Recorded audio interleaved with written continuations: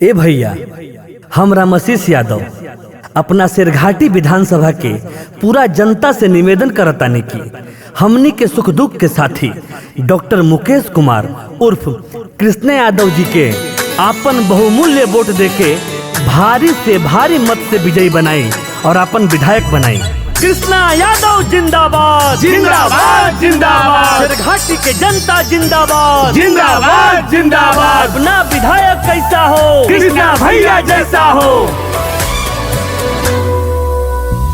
मांगत आशीष गलिए गलिए बाड़े, झोली ले ले खलिए बाड़े हो। मांगत आशीष गलिए गलिए बाड़े, झोली ले ले खलिए बाड़े हो। वोट दे के चाची हो जीताई दिहा बेटा नीरा दलिए बाड़े हो। वोट दे के भाई हो जीतैहा कृष्णा भैया नीरा दलिए बाड़े हो। जी हाँ, भूलना नहीं है, डॉक्टर मुकेश कुमार उर्फ कृष्णा यादव जी को ही अपना विधायक चुनना है। चोरों मक्कारों से सावधान रहें, साथ दें, कृष्णा भैया का साथ दें।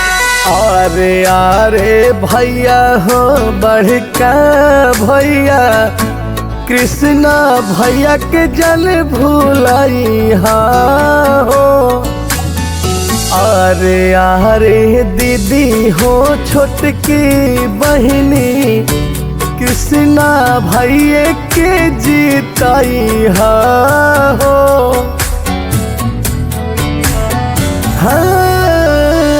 ढेर नेता बरगलावे खातिर, जवन चोर जलिए बाड़े हो।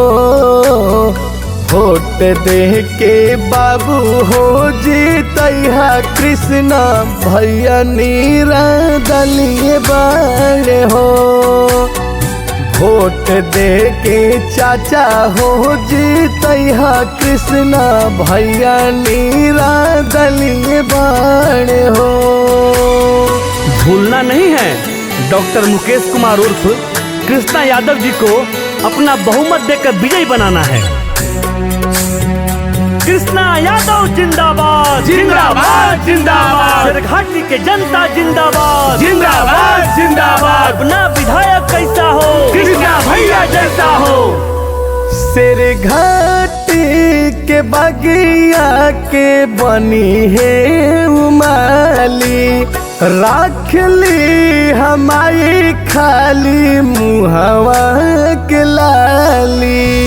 तोहरे चारण में पगरिया कृष्णा भैया के संभार ली हो।